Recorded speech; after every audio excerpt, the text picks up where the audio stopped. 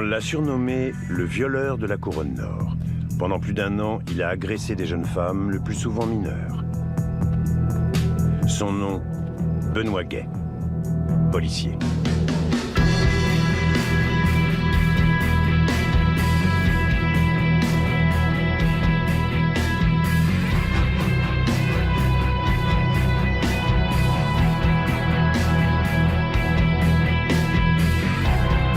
La plupart des victimes sont menues, très jeunes et sans défense.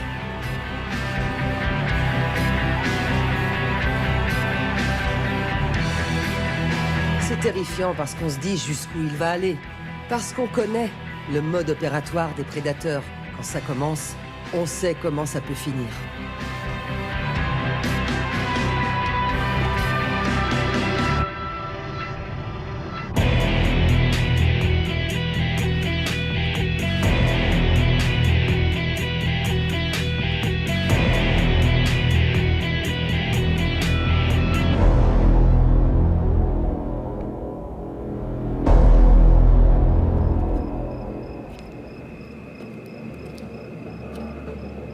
Le 11 mai 2004, vers 23h30, une jeune femme marche seule dans une rue mal éclairée.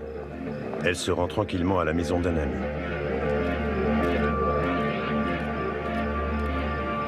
Elle croise un homme au visage masqué par l'ombre d'une casquette. L'homme l'aborde en lui demandant l'heure. Il la saisit par le poignet. Il place un couteau sur ses côtes en lui disant « Ne crie pas, sinon je te poignarde ». Terrorisée, la jeune femme se laisse entraîner dans un bosquet. Il ciblait des jeunes filles qui lui semblaient incapables de se défendre et il savait qu'il pouvait les dominer. C'est ça, un prédateur sexuel. Une fois loin du regard des passants, sous la menace de son couteau, l'homme a exigé de sa victime qu'elle se livre à ses fantasmes. Et on connaît le mode opératoire des prédateurs. Quand ça commence, on sait comment ça peut finir. Ça finit en général par des agressions graves, par des meurtres. Craignant pour sa vie, la jeune femme n'a d'autre choix que de se plier aux volontés de son agresseur. L'agression sexuelle, c'est un crime de haine, ou de domination, ou bien les deux. Avant de partir, l'homme ordonne à sa victime d'arrêter de pleurer et de rester là sans bouger, le temps qu'il puisse s'en aller.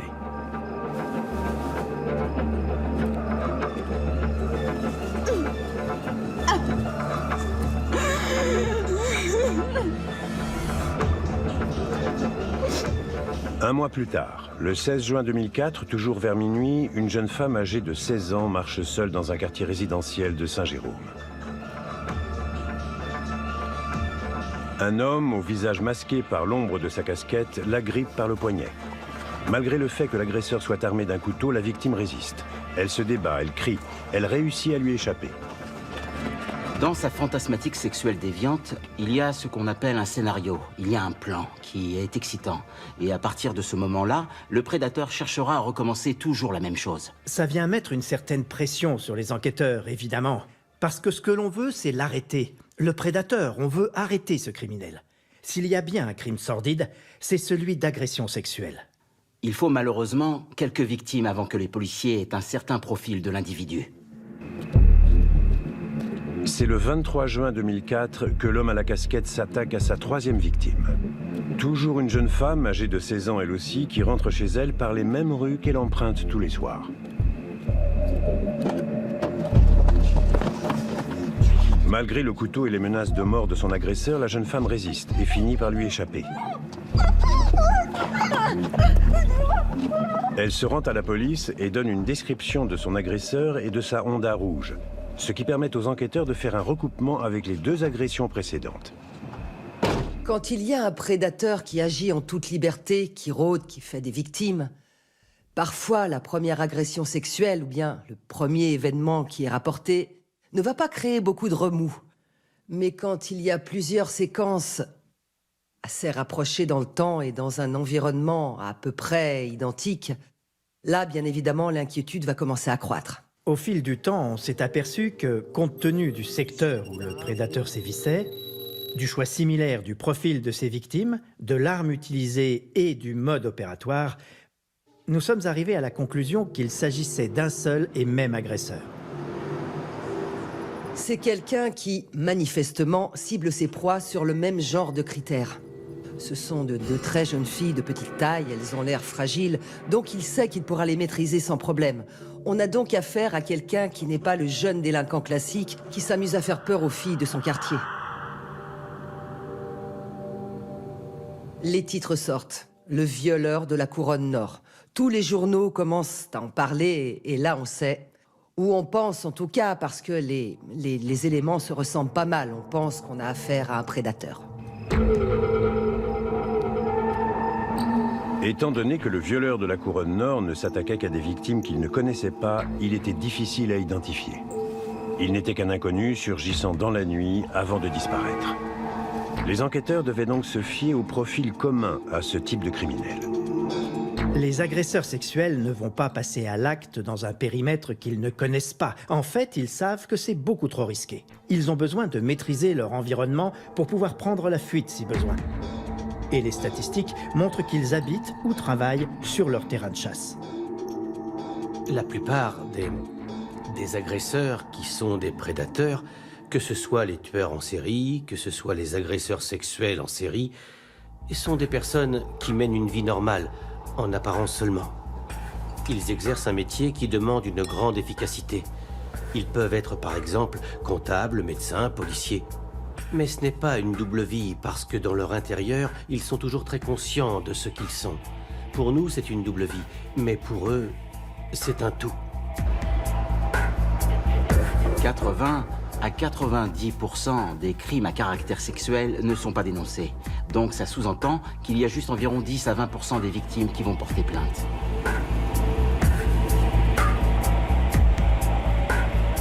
Les victimes peuvent avoir tendance à ne pas rapporter une agression sexuelle, soit parce qu'elles sont gênées, soit parce que le processus judiciaire leur fait très peur. Les victimes ne veulent pas se retrouver devant le système judiciaire pour ne pas avoir à revivre leur agression.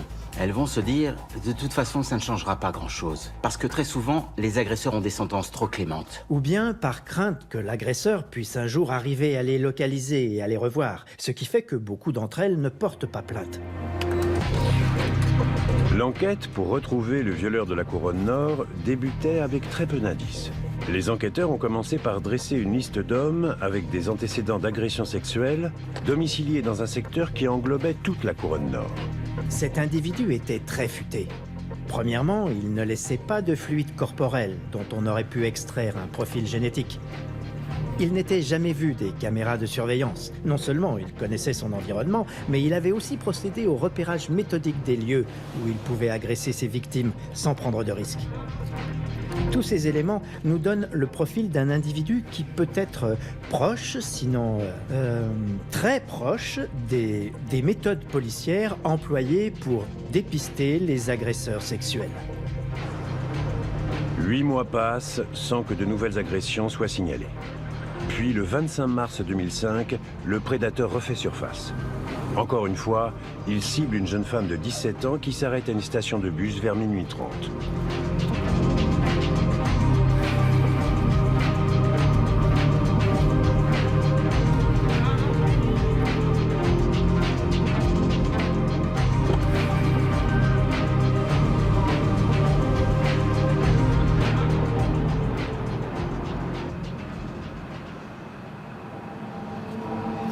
Les victimes rapportaient à peu près toujours le même déroulement des événements.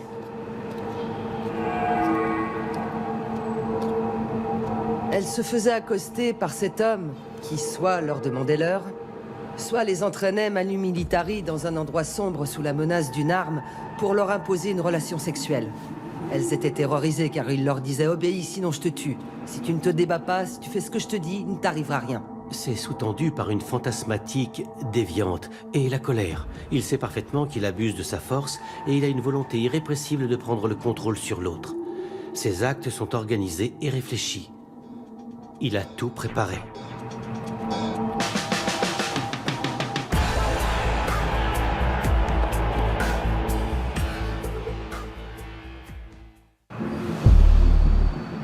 Celui que les médias surnommaient le violeur de la couronne nord a commis 3 agressions en 2004. La dernière s'étant produite la nuit du 23 juin 2004. Après quoi, il ne s'est plus manifesté pendant 8 mois. Mais en mars 2005, il réapparaît et agresse une 4e victime.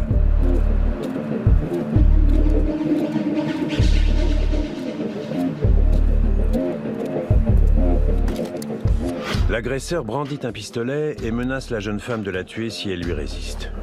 Il dit qu'il est un bandidos, un motard. Il baisse la fermeture éclair de son pantalon et toujours sous la menace de son pistolet, il exige un rapport sexuel. La jeune femme lui demande d'utiliser un préservatif, l'agresseur accepte. Elle en prend un dans son sac.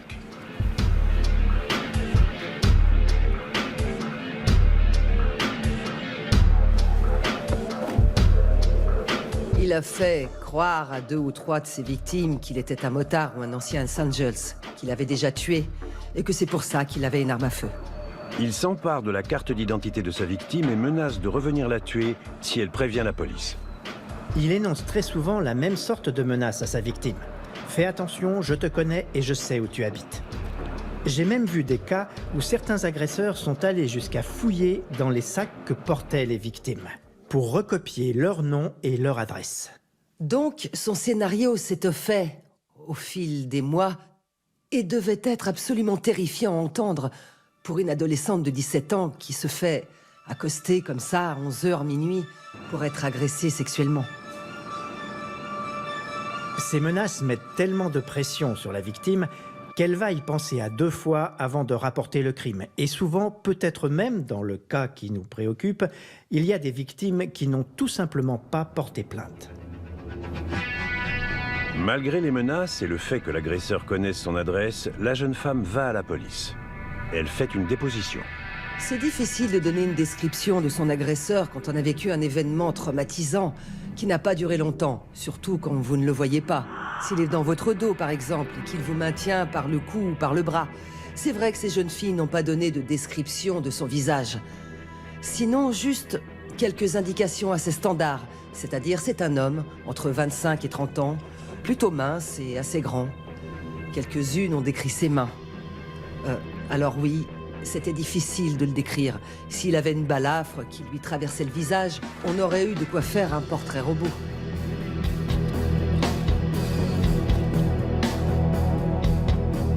J'ai rencontré une fois un tueur en série qui m'a dit « Écoutez, le geste ultime pour moi, c'est d'entendre le dernier souffle. Je suis responsable du dernier souffle. » C'est exactement la même dynamique pour les prédateurs. Parce que le but ultime, c'est de reprendre le contrôle et de se sentir bien. Mais il voit bien que ça ne marche pas. 1 fois, 2 fois, 3 fois, 4 fois. Donc, il rajoute de la violence. Il a commencé avec un couteau, un canif, avant de poursuivre justement avec une arme à feu, pour maintenir le même niveau d'adrénaline et par là le même niveau d'excitation sexuelle. Il commence avec « Viens ici, ma belle ». Après ça, c'est « Viens ici, ma putain ». Il va passer du couteau au revolver. La violence augmente.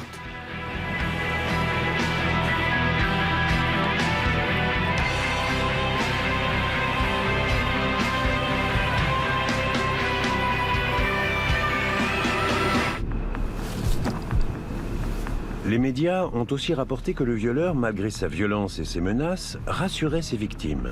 Disant à l'une, par exemple, qu'il ne pouvait pas avoir d'enfant, donc qu'elle n'avait pas à craindre de tomber enceinte. C'est le petit garçon qui ouvre un paquet de gâteaux et qui en a mangé la moitié.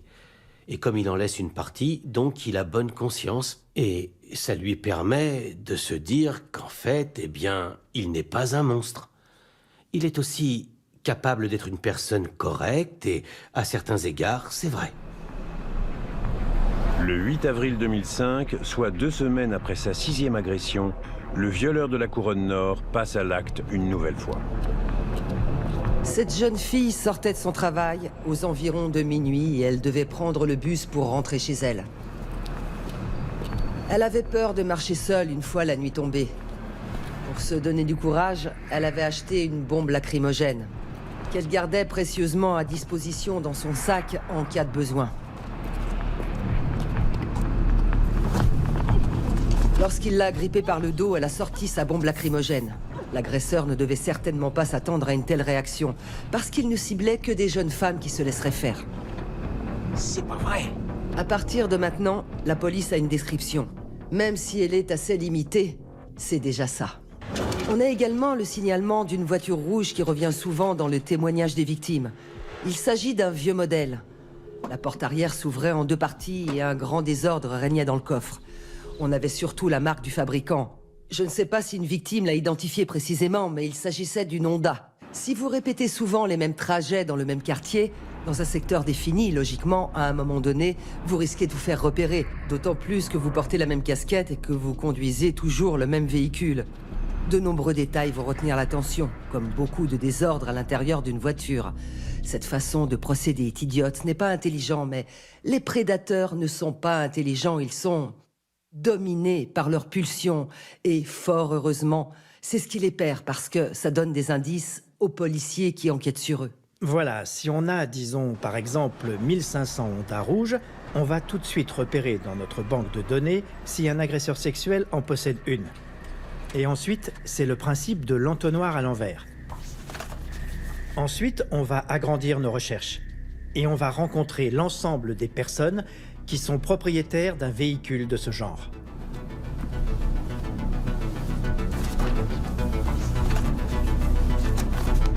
Je ne sais pas s'ils ont examiné toutes les Honda rouges des années 90, mais très certainement qu'ils ont commencé effectivement par effectuer cette recherche. Je pense qu'ils n'ont pas réussi à passer au travers, avant l'arrestation de l'individu en question.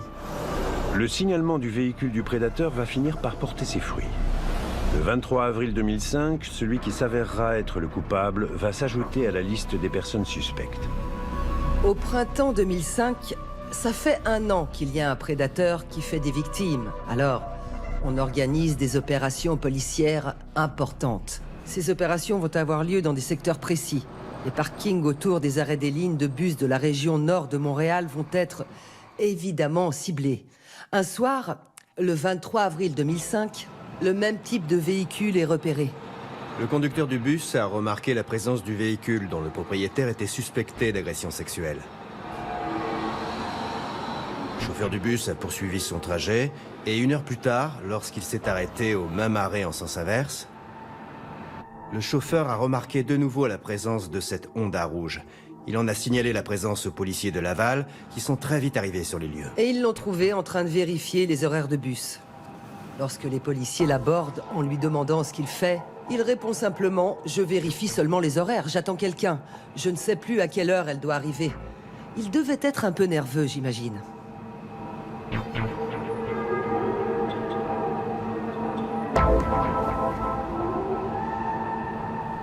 Les policiers continuent à lui poser des questions et il s'identifie en tant que policier. Il va sortir sa plaque et il va leur dire « Tout va bien, je suis de la maison ». Heureusement que les agents qui l'ont intercepté ont eu l'intuition parce qu'ils ont consigné cette rencontre en relevant le côté incohérent et bizarre de ce soi-disant collègue. Les policiers ont fait une fiche signalétique qu'ils ont remise à l'unité chargée des viols sur la couronne nord.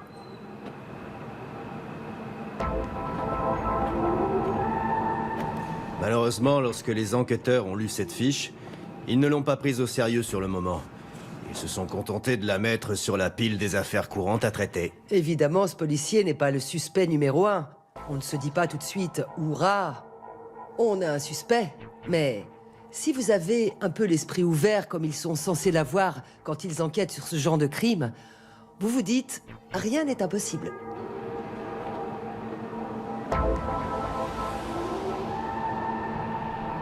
Et là, il commet une première grosse erreur. Il téléphone au Salvac, qui est une entité spécifique de la police, celle qui regroupe toutes les informations relatives aux agressions sexuelles.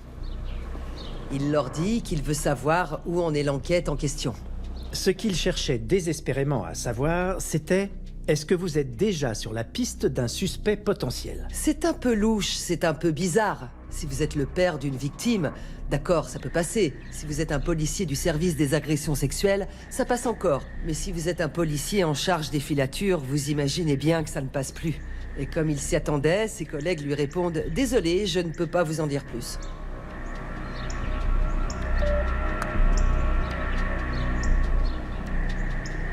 Le fait qu'il appelle ce service aurait dû alerter quelqu'un, parce que ce n'est absolument pas dans l'attribution de ses tâches de s'occuper de ce genre d'enquête.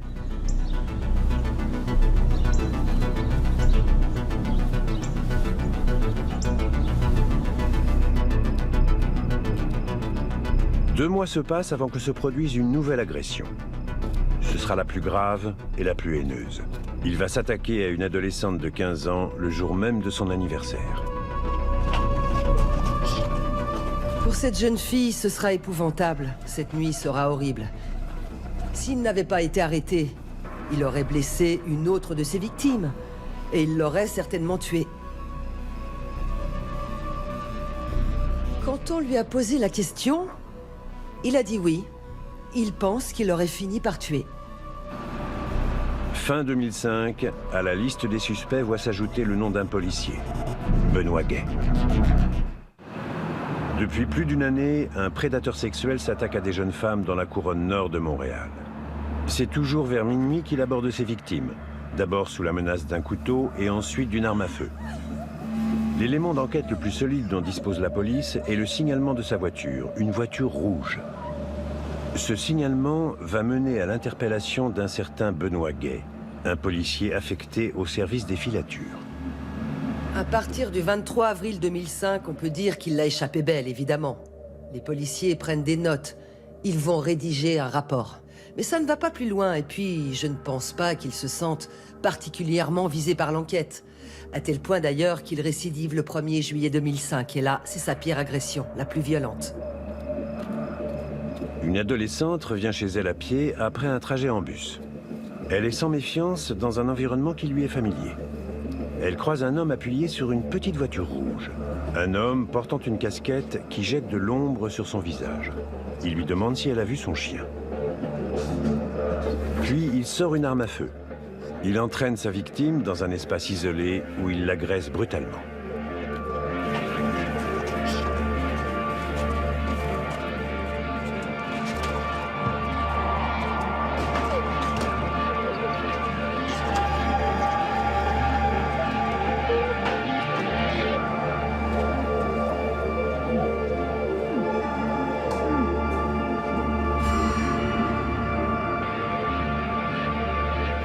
Avant de la laisser, il la rassure en lui disant qu'il ne peut pas avoir d'enfant, qu'elle n'a donc pas à craindre de tomber enceinte. Il menace aussi de revenir la tuer, elle et sa famille, si elle rapporte l'agression à la police. Il répète qu'il est un bandidos, qu'il a déjà tué par le passé et qu'il n'hésitera pas à recommencer. Comme le prédisait le profil du prédateur, la violence de ses agressions s'accroît, tout comme la colère dans la population. Une pétition circule demandant à la municipalité l'ajout d'éclairage additionnel dans les lieux sombres où le prédateur a fait des victimes. Des étudiants parlent d'organiser des rondes afin d'attraper eux-mêmes le prédateur.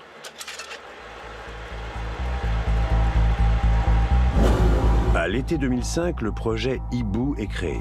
La recherche du violeur de la couronne nord devient une opération conjointe de la Sûreté du Québec, des services de police de Laval, Saint-Jérôme, Terrebonne, Sainte-Anne-des-Plaines et Bois-des-Filions. Cette fois, les enquêteurs disposent d'un profil ADN. La police récupère enfin un échantillon d'ADN pour la première fois depuis juillet 2005 parce que, suite à cette agression, ils ont trouvé des liquides corporels. Après analyse, cet ADN ne correspond à personne de leur banque de données. Ils sont un peu dépités. C'est un profil génétique qui ne correspond à personne. Les policiers demandent aux hommes considérés comme suspects de donner volontairement leur ADN. Une soixantaine d'hommes le font sans hésiter. Aucun ne correspond au profil ADN du violeur de la couronne nord. L'enquête n'aboutit toujours pas, mais la liste des personnes suspectes se réduit de plus en plus. Par contre, plus il y avait eu de victimes, plus on était en mesure de confectionner un portrait robot qui avait de fortes chances de ressembler à l'agresseur. La police élabore un portrait robot dans le but de le diffuser dans les médias et de dire ainsi à la population « Aidez-nous, vous êtes nos yeux, vous êtes nos oreilles. Est-ce que vous connaissez ou est-ce que vous pensez reconnaître cet individu dans votre entourage ?» Quelques mois plus tard, en octobre 2005, le portrait robot du suspect est rendu public. Très Très vite, de nombreuses personnes au Québec vont nous appeler et nous dire « Mon voisin, c'est un type un peu bizarre et il a un véhicule rouge ». Cela vient élargir les possibilités, mais ça vient aussi multiplier par 2 le travail des policiers. Et franchement, ce portrait robot est assez ressemblant. Au point où ses collègues le taquinent, évidemment, ils ne pensent pas une seconde que ça peut être lui. Alors ils se mettent à faire des plaisanteries, mais rien de bien méchant. Benoît Gay ne devait pas emmener large, car ce portrait lui ressemble, parce que c'est lui. Il sait que le projet Hibou est ficelé, que les enquêteurs avancent petit à petit, et que beaucoup de ressources lui sont consacrées.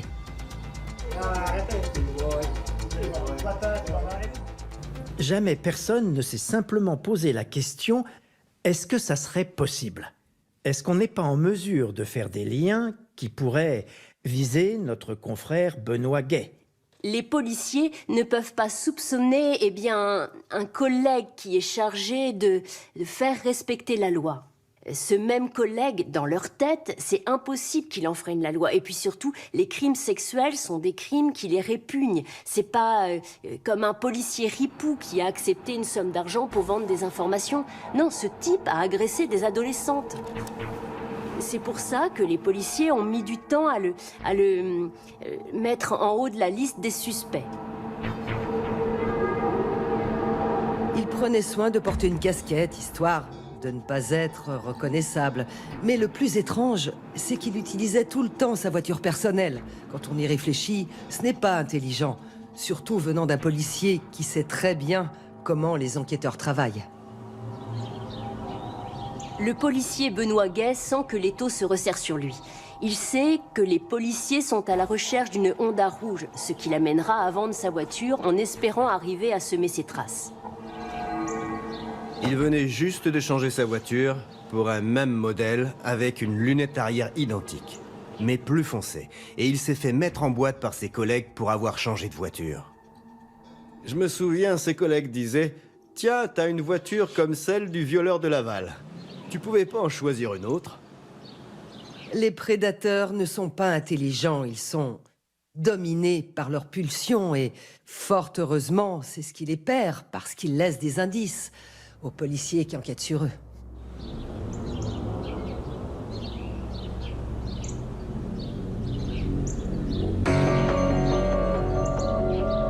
Cette histoire commence sans doute à l'angoisser pour qu'il rappelle le Salvac. Deuxième grosse erreur.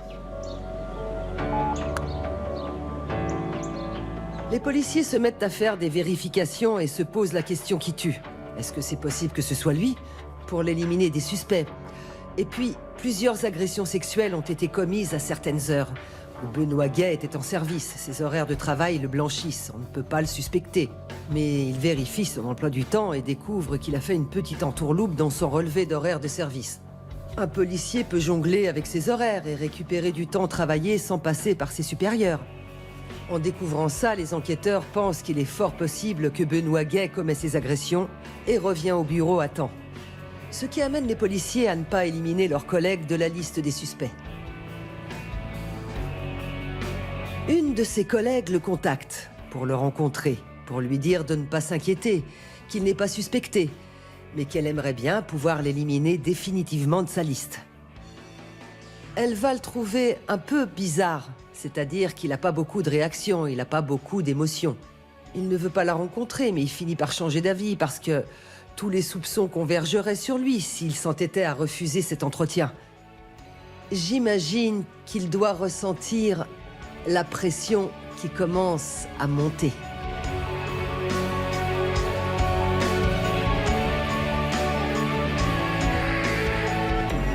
Le 17 janvier 2006, l'enquêtrice Annie Pinault et un collègue se rendent chez Benoît Gay. Depuis qu'il s'est séparé de sa femme, elle-même policière au SPVM, Gay vit en colocation à Laval. L'enquêtrice Annie Pinault lui demande des précisions au sujet de son interpellation à l'arrêt d'autobus au mois d'avril. Gay raconte qu'il attendait une certaine Nadia, qu'il avait fréquentée à 2 ou 3 reprises pendant qu'il vivait avec sa femme. Il ne se souvient ni de son nom de famille, ni de son adresse. Il ne pose aucune question sur les agressions sexuelles, c'est quand même un peu mystérieux. Lui qui était censé s'y intéresser et s'inquiéter de ça, il ne pose aucune question. On lui dit, si tu fournis un échantillon d'ADN, on pourra t'éliminer de la liste. Évidemment, il se braque, il ne veut rien savoir, il ne veut pas donner d'échantillon. Et je vais pas commencer à donner mon ADN, c'est dingue ça, je travaille à la filature comme policier. Merci. Et il va même jusqu'à lui dire, quand elle sort de sa maison, si je suis suspendu, je me tire une balle. Et bien évidemment, l'enquêtrice rapporte cette phrase à son patron. Évoquer le suicide lorsqu'on est interrogé par la police, avoir ce réflexe n'est pas la réaction de quelqu'un qui n'est pas coupable. C'est le réflexe de quelqu'un qui est coupable. Mais ça ne constitue pas une preuve devant la cour. Donc, pour l'enquête policière, on doit nécessairement aller plus loin et recueillir des éléments qui seront des preuves pour le tribunal. Le soir même, la Sûreté du Québec avise le SPVM que Gay fait l'objet d'une enquête et qu'il a des idées suicidaires. Au lieu d'être rayé de la liste des personnes suspectes, Benoît Gay devient le suspect principal. C'est à partir de là que son monde commence à s'effondrer et que tout se déglingue. C'est vraiment le début de la fin.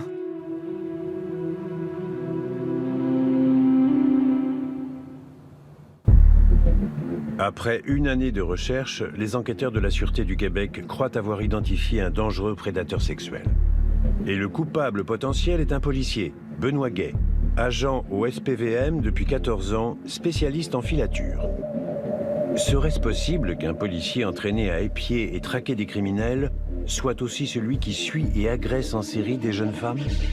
Il va même jusqu'à lui dire, quand elle sort de sa maison, « Si je suis suspendu, je me tire une balle. » Et bien évidemment, l'enquêtrice rapporte cette phrase à son patron. Et là, on lui retire son arme et on l'affecte à des tâches administratives. Et c'est là que tout commence à s'effondrer pour lui.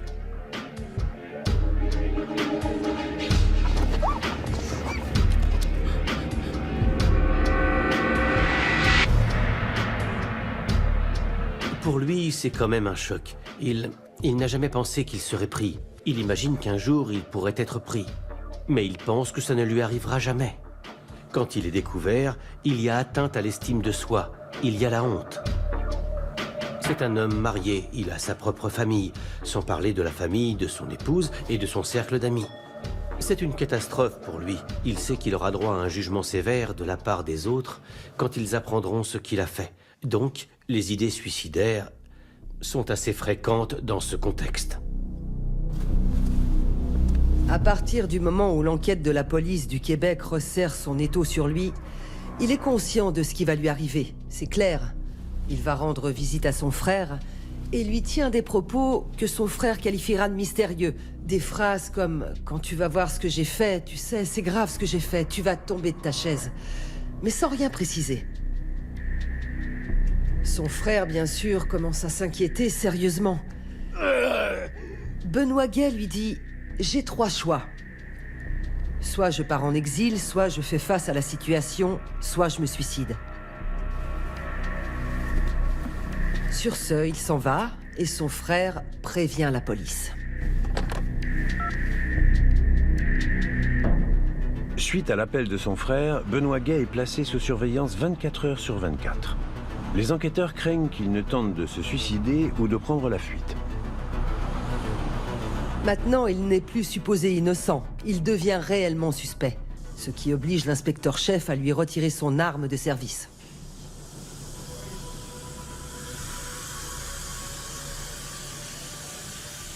Les policiers décident d'obtenir un mandat, puisqu'il continue de refuser de donner un échantillon de son ADN.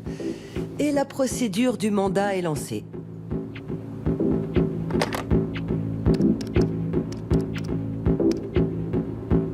Vu son état, il passe un court séjour en psychiatrie parce qu'il a des idées suicidaires.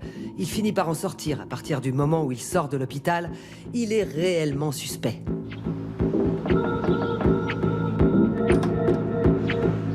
Le 20 janvier 2006, les enquêteurs sonnent à la porte de Benoît Gay.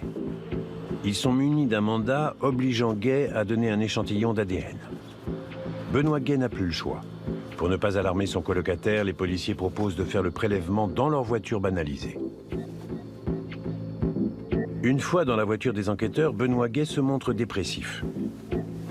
Il s'apitoie sur lui-même et affirme qu'il ne peut plus vivre avec les échecs, en ajoutant que la mort est sa seule issue. Au moment de donner l'échantillon d'ADN, Gay est visiblement très mal à l'aise. Tant que l'individu n'est pas arrêté, il représente un potentiel de dangerosité énorme. Donc, l'ensemble des personnes qui gravitent autour de lui doivent être avisées, même si on prend le risque qu'il y ait des fuites dans l'enquête. Mais on doit informer ces personnes pour les protéger. Nos supérieurs nous ont rencontrés pour nous aviser que Benoît était suspecté d'agression sexuelle sur plusieurs victimes. Ça a été effectivement un choc. Jamais on n'aurait pensé qu'un de nos collègues, que Benoît puisse être un agresseur sexuel. Jamais. La police prévient bien entendu sa femme qui est elle aussi policière. Alors la police du Québec prévient son épouse que son mari est suspect dans une enquête d'agression sexuelle et lui demande de ne pas rester seule avec lui. Et lui demande aussi de ne pas le laisser conduire sa voiture. Alors elle dit oui, elle s'engage à tout, mais finalement, elle ne s'y conforme pas, elle reste seule avec lui. Vous devez savoir que Benoît faisait partie du bureau des filatures et qu'à ce titre, il connaissait tous nos véhicules. Son épouse faisait aussi partie de notre bureau. Et pour tous les deux, ça aurait été très facile de nous détecter. Un beau jour, les agents qui prennent le couple en filature constatent que Madame Gay est au volant. C'est une excellente professionnelle, elle connaît son boulot et elle va réussir à semer l'équipe de filature. On était sur l'autoroute en direction du nord vers Laval. Benoît était sur le siège passager, il regardait en arrière et avait repéré notre véhicule de surveillance. Et on les a perdus. On a perdu la trace de Benoît pendant une journée et demie. On les retrouve, on les retrace, et là, c'est Monsieur Gay qui est au volant.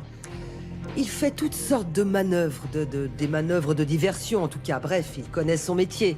Donc il sème la police, mais il sème la police pour ne pas aller beaucoup plus loin, parce que finalement, après quelques jours, il est arrêté et on exécute le mandat de prélèvement d'ADN.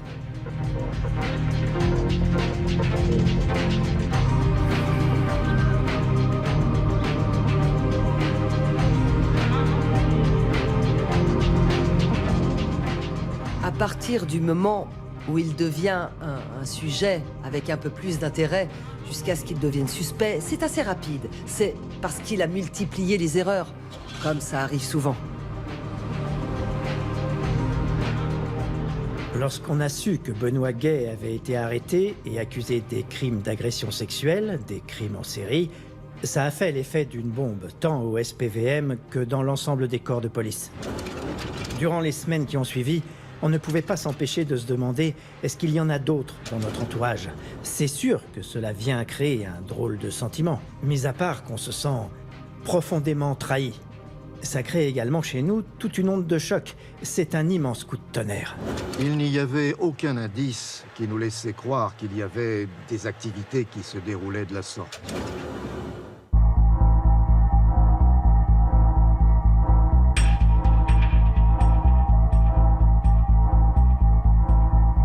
Le 25 janvier 2006, moins de 3 semaines après avoir donné un échantillon de son ADN, Benoît Gay est arrêté et interrogé. Les enquêteurs le mettent devant les faits. Gay les reconnaît. Et rapidement, il décide de plaider coupable.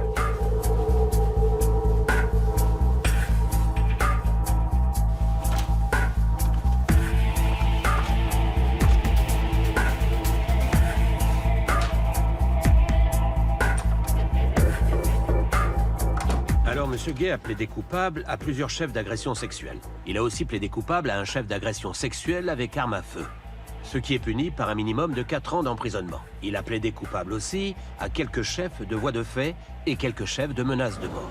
La seule raison qui pousse les policiers, lorsqu'ils sont arrêtés et accusés, de plaider rapidement coupable, c'est d'éviter que soit porté en plein jour l'ensemble des informations, la totalité des preuves contenues dans le dossier. S'ils plaident coupables, c'est en partie parce qu'ils ont honte. Ils ont honte de leurs actes, compte tenu de leur statut social de policier. En décidant de plaider coupable, Benoît Gay a évité aux victimes d'avoir à témoigner. Pour des victimes d'agression sexuelle, témoigner au procès, c'est l'horreur. C'est de revivre le crime, c'est comme se faire violer une seconde fois. Le plus étrange, c'est qu'il a avoué 2 crimes dont il n'était pas accusé. Une des choses les plus fascinantes de cette histoire, c'est que ce policier avait passé toute une batterie de tests pour rentrer dans la police, pour ensuite essayer de faire partie de l'équipe de filature. Et le chef de police à l'époque, quand on a su que c'était Benoît Gay, le prédateur sexuel, le chef de police a dit « il a passé tous ses tests avec succès ». Les preuves étaient formelles. Du moins en ce qui concernait une des agressions, puisque le procureur disposait d'ADN. C'était évident qu'il allait encourir éventuellement une très longue peine de prison, que c'était un crime extrêmement grave. Et donc, le tribunal n'a pas accepté de le remettre en liberté. D'ici là, le policier sera gardé incarcéré dans une cellule d'isolement à l'abri de la population carcérale normale.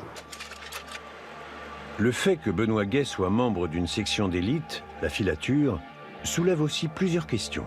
Ce policier se servait de toutes ces connaissances qu'il avait accumulées en tant qu'expert en filature pour essayer de commettre des crimes parfaits, des agressions sexuelles qui ne laisseraient pas de traces. C'est quand même troublant.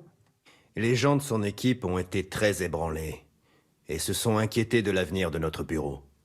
Que se passera-t-il avec notre bureau, nos techniques de travail, tous nos secrets? Benoît est parti avec tout ça. N'oubliez surtout pas que Benoît Gay était marié à une policière. Et la direction ne voulait pas entacher non plus la suite de sa carrière professionnelle. Parce que s'il était en prison, elle demeurait policière. Donc, si tout ça sortait lors d'un procès, dans une procédure judiciaire, l'aspect macabre des actes de son mari aurait forcément fait beaucoup de tort à la carrière de cette femme. Il va commencer une thérapie en prison qu'il va payer de sa poche et ça milite en sa faveur. Il va parler au psychologue, il va aussi exprimer des remords. Ce qui n'est pas le cas de la majorité des agresseurs sexuels. Donc il y a plusieurs éléments qui vont être considérés comme des facteurs atténuants dans ce dossier. Sa vie s'effondre, il n'y a plus rien qui tient debout. Sa femme est restée avec lui pendant quelques temps, mais elle a fini par le quitter. Il perd son job, il sait que c'est terminé, son monde s'écroule. Alors, qu'est-ce qu'il reste à faire? Essayer de se relever et puis de demander de l'aide, et c'est ce qu'il a fait. Le procureur va demander, en plus d'une peine de 8 ans de prison, il va demander que lui soit apposée l'étiquette de délinquant à contrôler.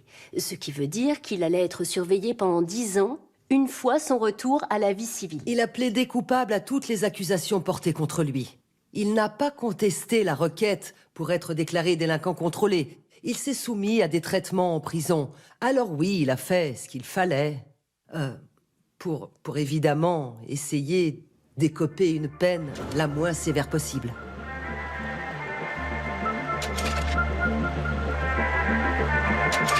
Que la sentence en tant que telle qui est demandée, c'est surtout un contrôle de l'État pendant 18 ans pour cet individu. Pour l'instant, je m'en tiendrai à ça. C'est à partir du moment où il est remis en liberté qu'il va pouvoir faire vraiment face à ses défis et ses formateurs. Quand ils ne sont plus capables d'agir, on a accès à leur souffrance.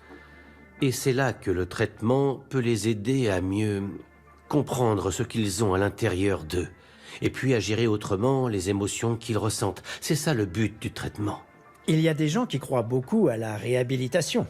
Il y a des gens qui ont des connaissances au niveau psychiatrique ou psychologique supérieures aux miennes, évidemment. Sauf que pour moi, c'est l'expérience policière qui me dit que quand on arrive à commettre ce genre de crime aussi grave que celui-là, la probabilité d'être réhabilité s'amenuise. Benoît Gay sera libéré après 5 ans et 4 mois d'emprisonnement. Il a suivi des traitements et s'est soumis à des programmes. Devant la commission de libération, un commissaire a suggéré à Benoît Gay que s'il n'avait pas été arrêté, il aurait fini par tuer quelqu'un. Gay a répondu qu'il aurait toujours peur de lui-même, que ce problème ne le quittera jamais et qu'il doit donc apprendre à le contrôler.